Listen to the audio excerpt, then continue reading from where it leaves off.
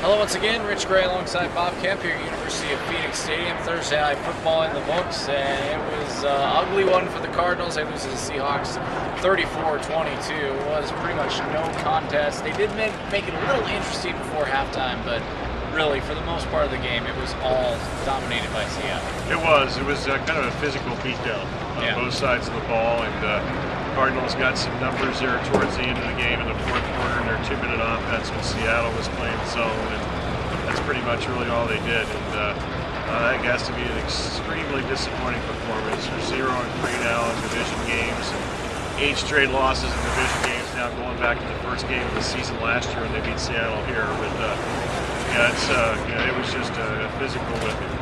We'll start with the offense. No running game. Offensive line struggle.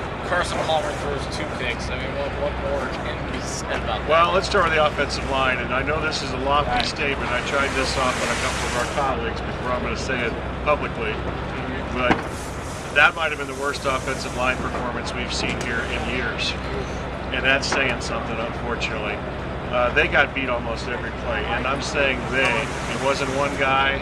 Obviously, Sol had a really difficult time at left tackle, and he was pretty much beaten the whole night, but he was hardly the only guy. I mean, everybody got destroyed at some point, and I mean destroyed.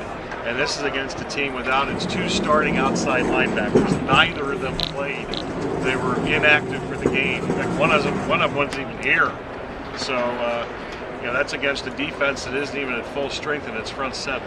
Yeah, it was pretty bad. And then Carson Palmer, one of the interceptions, not necessarily his fault, but he did make another bad throw with that second. He did, but I'm actually on his side for a change in this game. I mean, there's been games, I think last week, especially Tampa Bay also, where those picks are that's pretty much him.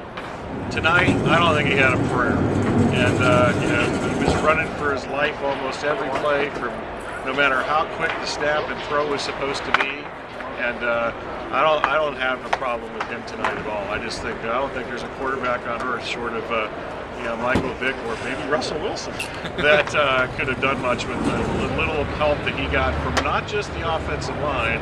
He didn't get a whole lot of help from receivers also. He dropped some passes, and it was just he's the last guy I think should be blamed for tonight. Speaking of Russell Wilson, he had a fantastic game. The Seahawks offense were pretty much dominant throughout the game, got off to a quick start, and really a lot of it had to do with, once again, a tight end, a familiar tight end who we're all familiar with, Zach Miller. He had a big game.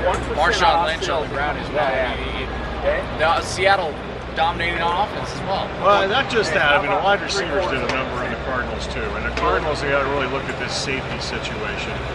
Jeremiah Bell and Rashad Johnson are just too slow to be playing together. They've been burned for touchdowns, whether it be tight ends, wide receivers, whoever's fault it is. There was some serious bickering on the field tonight between defensive players. I think they've reached the point where they physically are worn down already some.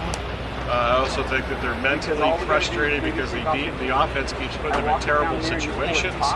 And there were some ugly moments there on the field tonight with guys screaming at each other, and that was from the first touchdown of the game until 3 or 4 minutes to go in the game when a couple of linemen were really letting each other have it on the defensive side. So this team obviously needs some time away from each other right now. They're going to get tomorrow. They're available, but then there's Saturday and Sunday, and this is not a pretty scene right now. I guess the one positive, though, to take from this game, Calais Campbell on the field. He did play very well. He did talk about that. You'll hear that in tomorrow's sports, but he was back on the field after his scary injury against the 49ers. He was, and everything seemed to go well, so that's good. I still think that was not the greatest idea of all time. I think there should be some kind of rule if you're immobilized and taken off the field. You shouldn't be playing the next game, let alone 4 days later. But, thank God everything seems worked out fine, and he talked to the media after the game, and as you mentioned, we'll have that tomorrow in the 9:45 segment. But that was, I guess, a positive for tonight. And also one other thing, if the Cardinals are going to win any games against any team, whether it's a bad team or a team that is as good as this, and this team is really good, by the way, they're going to have to not just win the special teams, they got to dominate the special teams. and that didn't happen either. They were fortunate that a punt return for a touchdown got called back, it was an all-around disaster. I mean, I realized it was a 12-point differential, but that was a 12-point ass kicking. It definitely was. So what should we expect in tomorrow's Sports Zone? Plenty of Cardinals, obviously, locker room, lots of analysis. 9:15, 9:45, 10:45, and 11:03 segments. Also, Cardinals preview against Washington. We'll have that in the 10:15 segment. It's Prediction Friday, so predictions on the college and pro games, the best ones from the weekend. Quite frankly, there's not that many best ones, unfortunately. But whichever ones there are, we'll have those. And we'll be live at Devil's Advocate tomorrow also. So doors open at 11. Come by and join us.